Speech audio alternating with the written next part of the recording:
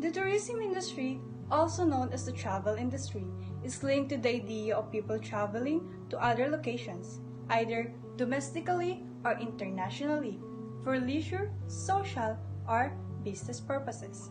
It is closely connected to the hotel industry, the hospitality industry, and the transport industry, and much of it is based around keeping tourists happy, occupied, and equipped with the things they need during their time away from home.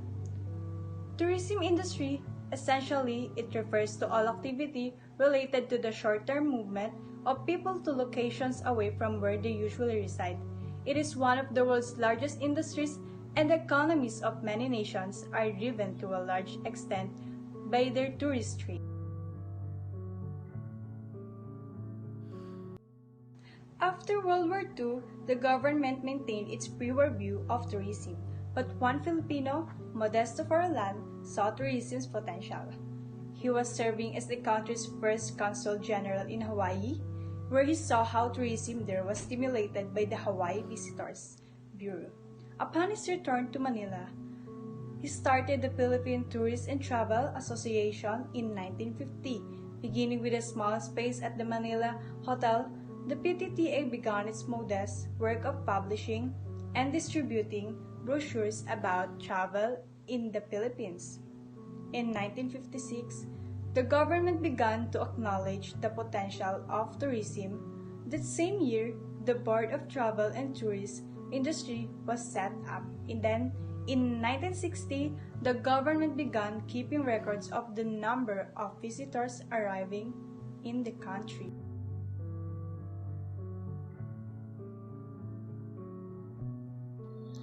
Tourism first truly flourished during late 19th and early 20th century due to the influx immigration from Europe and United States.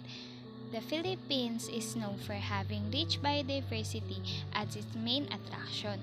The Philippines is listed as one of the best countries in Asia.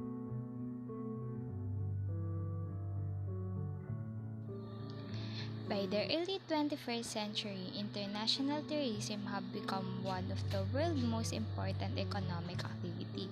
The history of tourism is great interest and importance. History begins long before the converge of the world tourists at the end of 18th century.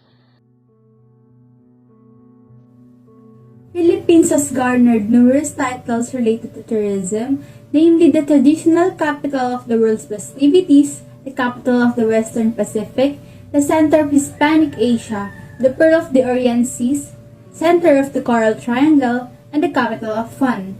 The country is also a biodiversity hotspot, having the world's highest endemism rate for bird species and one of the highest for mammals and flora.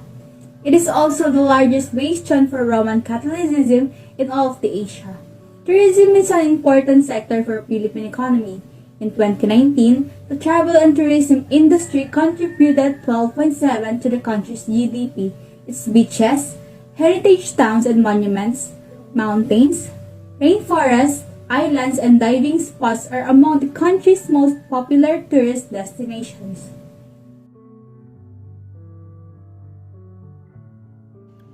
In 2015, through its successful tourism campaign of It's More Fun in the Philippines, the Philippine country attracted a total of 5,360,682 foreign visitors. The Philippines, being able to rank as top 8 in the world and the first in Asia, goes to show how well-known Filipino hospitality trade still remains as one of its greatest assets. All throughout the years, the country has been known to possess genuine hospitality towards visitors, foreigners, or expatriates. The Philippines is also known for having an abundance of beautiful beaches and delicious foods. Reviving local cultural values, developing national creativity and traditions. The historical and cultural heritage promotes cultural lifting of local population. Historical and cultural heritage also increases appeal of regions, promoting development of city services, infrastructures, and the cultural organizations. history of tourism can be recognized as long as people have traveled the narrative of Marco Polo in 13th century, the grand tour of the British aristocracy to Europe in the 18th century, and the journey of David Livingstone through Africa in 19th century are all examples of early tourism.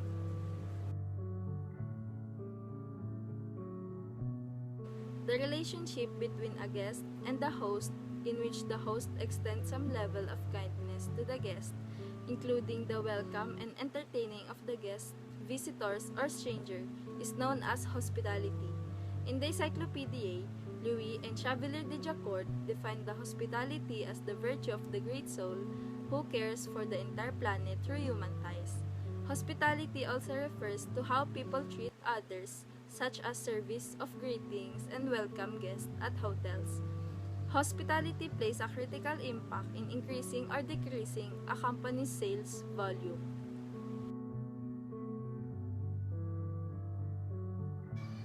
The Philippines tourism industry dates back to ancient times, when the first group of people opted to travel across land bridges, followed by migration from the Malayan archipelago in the south and Taiwan in the north. Numerous ethno-linguistic groupings arose over time, some of which eventually evolved into monarchs, plutocracies, hunter-gatherers, city-state, and so on. The tourism industry first truly flourished during the late 19th to early 20th century due to the influx of immigration from Europe and the United States.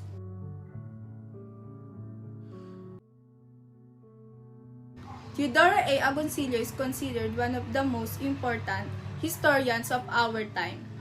His new brand of historiography did away with conventional ways of writing the history of Philippines through the eyes of foreigners and introduced a more Filipino-centric style, seeing the events of the Philippines unfold through the eyes of Filipinos.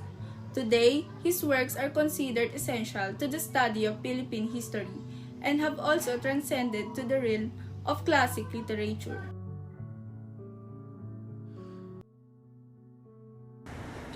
The first ever recorded Philippine migration occurred in the 1417 when Sultan Baduka Bataran initiated a mission to improve trade relations with the Chinese emperor, consisting of Sulu royalties and their families.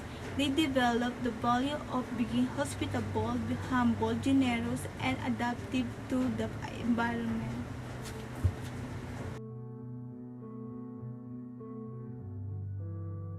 According to Teodoro Agoncillo in his book History of Filipino People, the common traits are probably basically Malayan and characterize the Filipino as a people.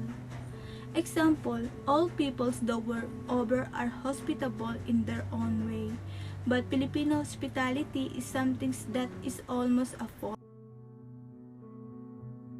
One misconception about Filipino hospitality is that Filipinos are shown disrespect to foreigners and treating them as inferior.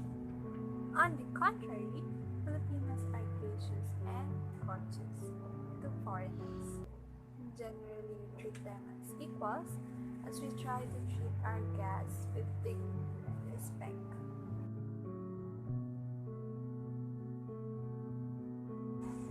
During the post-war era, only a few thousand restaurants were members of the post-war. There are few fine dining restaurants in the country, but there is no casual dining option except for family eating establishment, namely Max Restaurant and Aristocrat.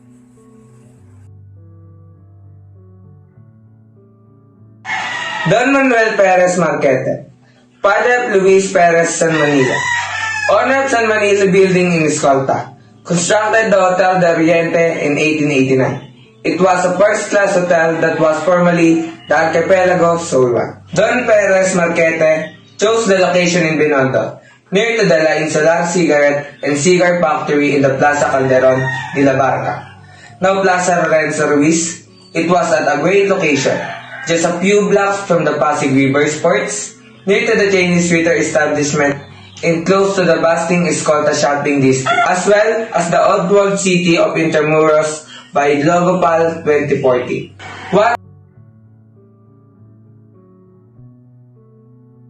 Food and beverage, travel and tourism, housing and recreation are the core segment of hospitality sector.